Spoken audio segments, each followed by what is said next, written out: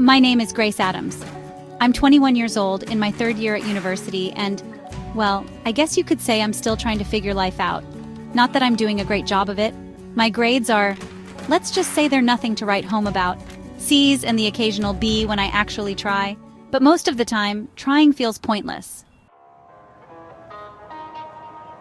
If someone had told me a year ago that my life would turn out this way, I would have laughed in their face.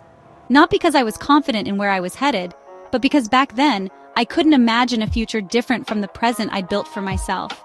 A blur of flashing lights, late-night parties, and mornings that began long after the sun had risen.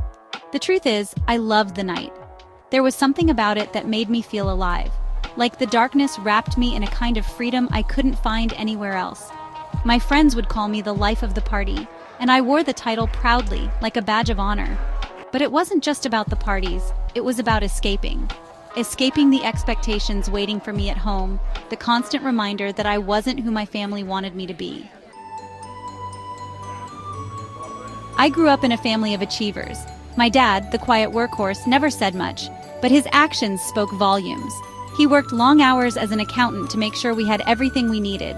My mom, on the other hand, was a force of nature, always bustling, always planning, always pushing. And then there was my little brother, Sam, the prodigy, the golden child, 5 years younger and already smarter, more disciplined, and honestly, a lot more likable.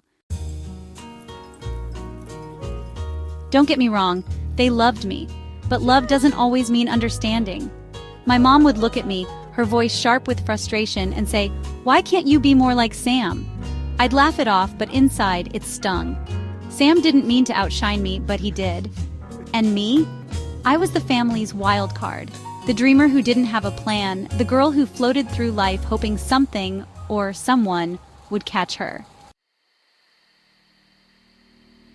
It's funny how you can feel so alone in a house full of people. That's probably why I spent so much time out. At clubs, on rooftops, anywhere that wasn't home.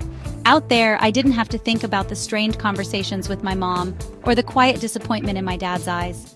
I didn't have to see Sam's successes plastered on the refrigerator while my own achievements were noticeably absent. And so, I ran. I ran into the night, into the arms of people who didn't expect anything from me. In those moments, under the strobe lights and pulsing music, I felt like I belonged. But belonging isn't the same as being whole. I know that now.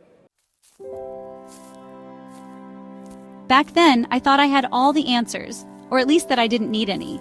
The world was big, and my future felt like something I could put off for later. But life doesn't wait. One moment, you're on top of the world, and the next, you're staring at a truth so heavy it breaks you. I guess I should have seen it coming, but when you're running that fast, you don't look back. You don't even see the edge of the cliff until you're already falling.